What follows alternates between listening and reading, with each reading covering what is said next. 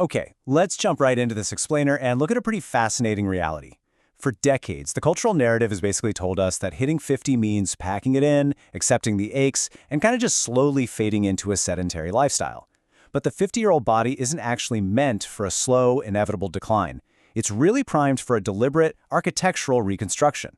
Think of your body not as some deteriorating machine, but as a classic home. It just needs its foundation shored up and its internal wiring upgraded. So I want to start by challenging a major assumption here. Is physical decline after 50 just inevitable? Well, society constantly tells us it is, right? We see it in the media, the endless ads for joint pain meds, the tired jokes about being over the hill.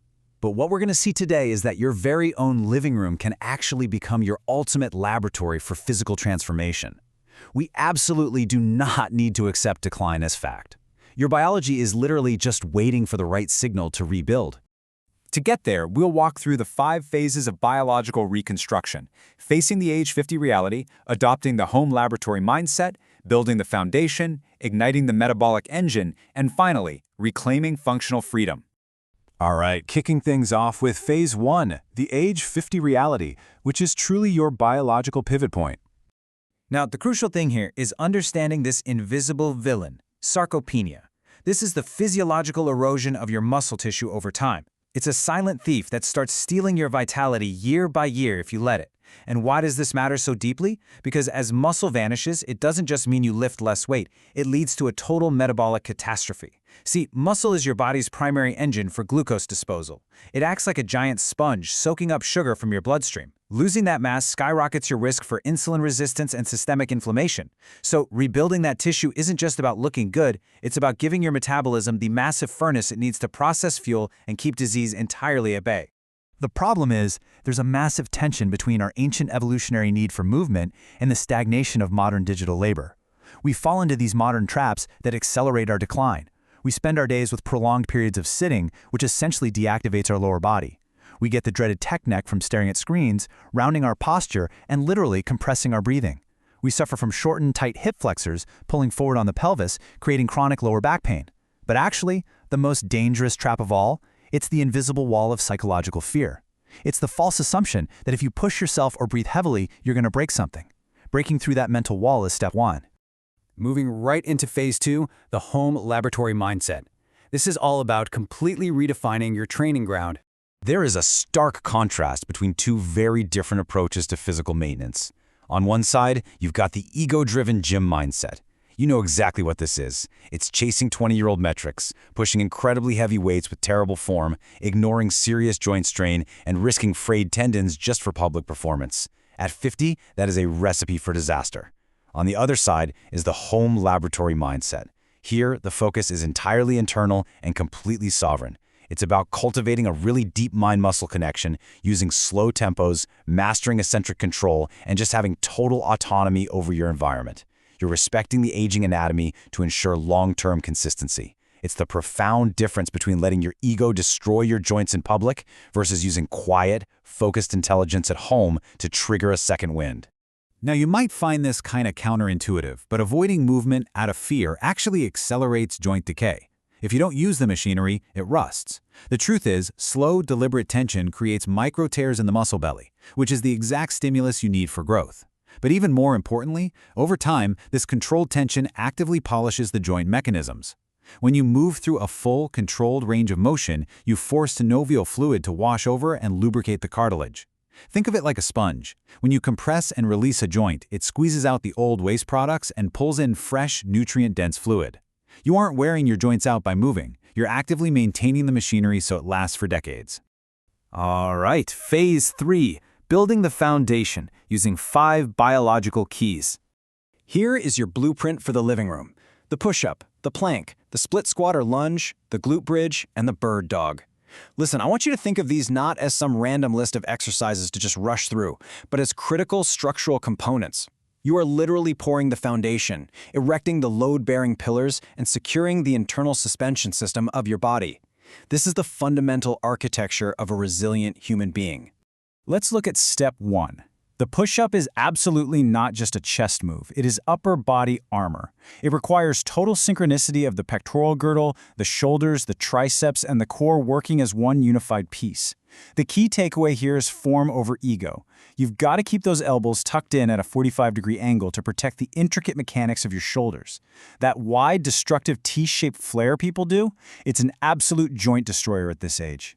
By slowing down the lowering phase, you induce a massive reinnervation of dormant muscle fibers.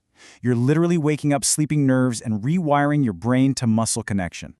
Moving from dynamic movement to static tension, we have the plank. Think of this as your body's built-in internal weight belt.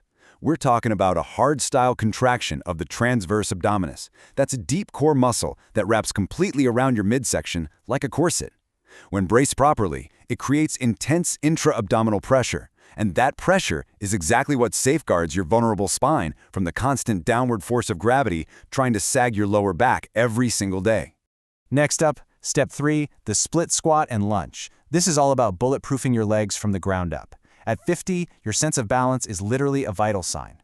This unilateral movement, working one leg at a time, forces your central nervous system to communicate urgently with dormant stabilizing muscles just to keep you upright. It exposes hidden left-to-right asymmetries that a standard two-legged squat completely masks. Plus, it trains your brain's vestibular system, acting as an incredible prophylactic against future falls. And, as a bonus, dropping down into a lunge beautifully opens up those tight hip flexors we all get from sitting at a desk all day. Finally, closing out the posterior chain loop, we have the glute bridge and the bird dog. These movements actually cure a modern epidemic called neural amnesia. Because we sit on our glutes all day, the brain literally forgets how to fire them. These exercises fix the tragic slouch of the 50s by firing up those glutes, which, by the way, are supposed to be the most powerful muscles in your entire body. By moving the opposite arm and legs simultaneously in the bird dog, you're knitting your torso together, perfectly reinforcing the spine's biological weight belt. Right, moving to phase 4, igniting the metabolic engine and uncovering the hormonal and cardiovascular payoff.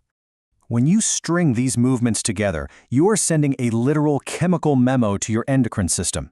Doing these compound movements triggers a natural pulse of testosterone and stimulates the release of human growth hormone. Your biology prioritizes the maintenance of type 2 fast-twitch muscle fibers, the exact fibers responsible for power and reaction time that normally disappear with age. And fascinatingly, your brain releases neurotrophic factors when you exercise like this. So it's a literal workout for your gray matter too, physically helping to build new neural pathways. You are demanding your body keep those metabolic fires burning bright.